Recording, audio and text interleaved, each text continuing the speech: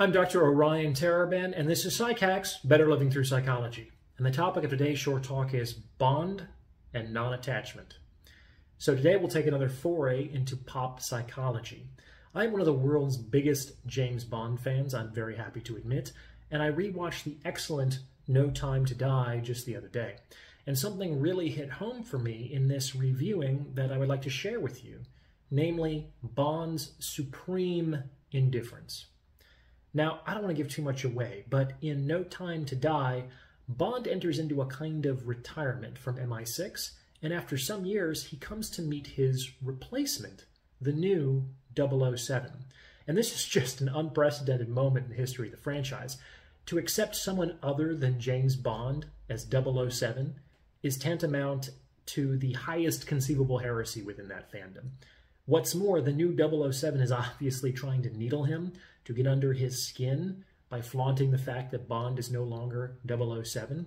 And Bond's reply is so excellent. With complete stoic indifference, he replies, "It's just a number."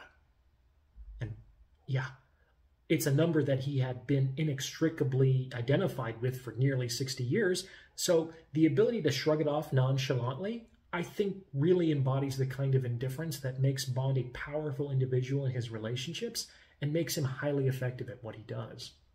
And there are examples of this indifference throughout the series. For instance, Bond has evinced a, let's say, casual relationship to all of his gadgets and gizmos over the years. He gets all kinds of fancy watches and flashy cars, and he treats them with an almost regal indifference, and they almost always end up getting destroyed in the end. And I really like this attitude toward materiality that James Bond tends to embody in his films.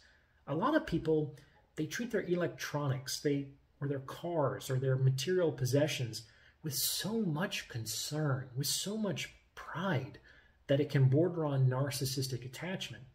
People in such positions end up servants of their things. As Tyler Durden says in Fight Club, the things you own end up owning you.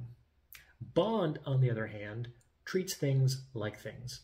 They're stuff. They're not that important. Or they're important only to the extent that they're useful to the mission, after which they become irrelevant. Bond can make use of status and luxury without becoming ensnared by them.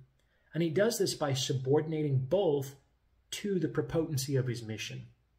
Once these objects fulfill their usefulness, they're just stuff. And it may be necessary to even let them go to make space for the tools for the next job. Something to consider. Please like, comment, and subscribe for the algorithm. And please see the About tab for more information on donations and consultations. Thanks for listening.